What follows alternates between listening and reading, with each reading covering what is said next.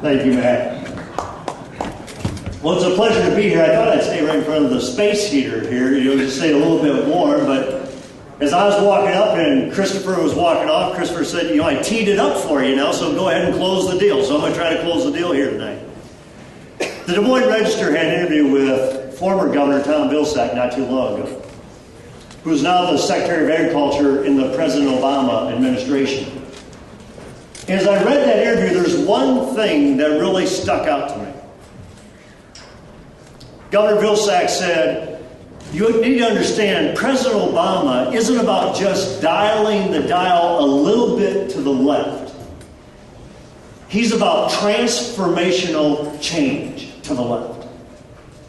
And what we're seeing is a president who knows exactly what he is doing to try to socialize a nation.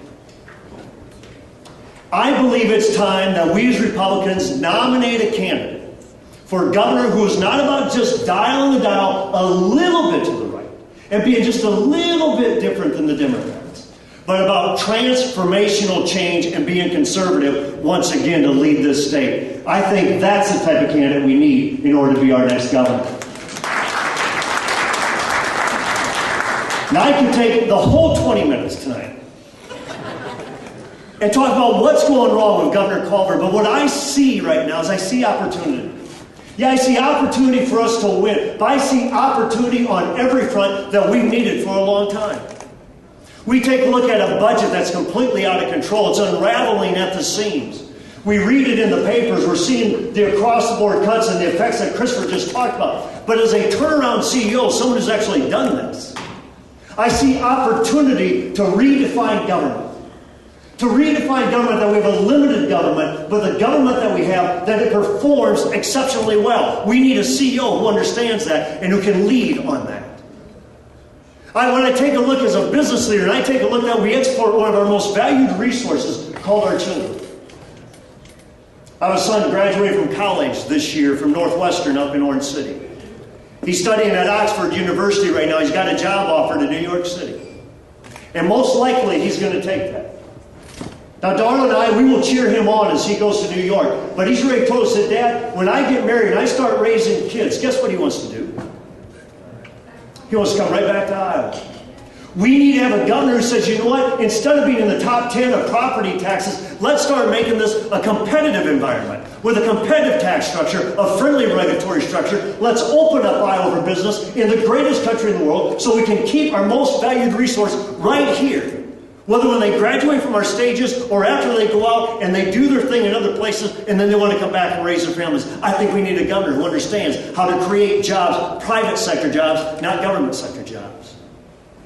As a former educator, it pains me today that we no longer rank #1 in education. That now we trail states like New Jersey. Our 8th graders rank 25th in math scores. But I see opportunities in education. To say, you know what, we've grown the bureaucracy. It's time to redirect the resources. Get it back in the classroom. Let the dollars follow the kids. Let's fully understand that it is the parents' right, responsibility to educate, nurture, and to train a child. It is not the government's right, and it is not the government's responsibility. It's the parents' right and responsibility. But let's redirect the resources into the classroom. And let's fully understand that the teachers are caught up in this bureaucracy. It's not that they're bad people. They just want to do their job. They just want to teach. And we're controlling the classrooms today. Let's free them up. But let's again be the world leader in education where people point to Iowa in what we do. We can talk about traditional marriage. And we talk about what a Supreme Court did on April 3. But I see opportunity here.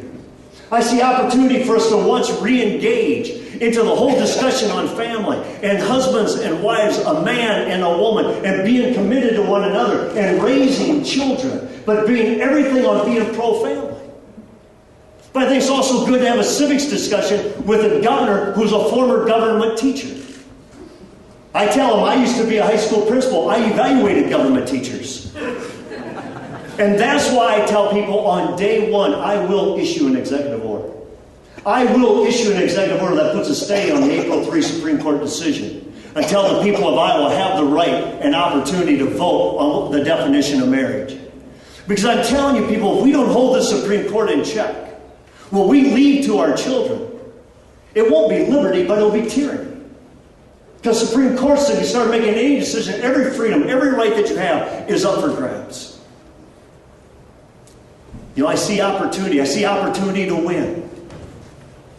You know what's interesting is Darla and I traveled Europe for the past 2 weeks, visiting our son at Oxford, and then going to London, and then going to Rome, and then going to Paris, and then being Dutch. We went to Amsterdam, and then we came back, and in London again, I was reminded how people broke away. How people said enough is enough of the establishment. Enough is enough of too few people with such power and such control.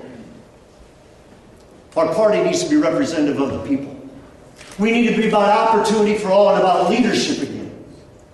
I guarantee you when I get this nomination, I will defeat Governor Culver. Rasmussen Polling, a national polling firm out of D.C., just came out and says that Vander Plaats beats Culver 43-39.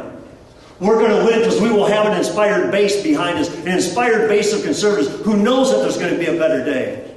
But we're also going to win because I'm going after Culver's base. I'm going after the educators who are looking for leadership. I'm going after the healthcare and human service professionals who are looking for leadership. I'm going after independents and conservative Democrats as well as an inspired Republican base. Ladies and gentlemen, I believe the only way that Governor Culver has a chance at re-election is if we offer up a nominee with a significant political record where that political record becomes the issue of discussion versus Culver's record being the discussion. And I tell people one of the benefits of my candidacy is I don't have a record. And my parents are really proud of that I do not have a record. Ladies and gentlemen, I ask that when you leave here tonight, that you pick up literature, you go to teamvp2010.com, sign up on a vibrant 99-county network. Let's win this one together, and then let's lead, but let's do it in a way that's truly conservative and truly Republican once again, to where people say we trust them, and we want to join them, and let's lead our state to better days. Thank you so much for allowing me to be here.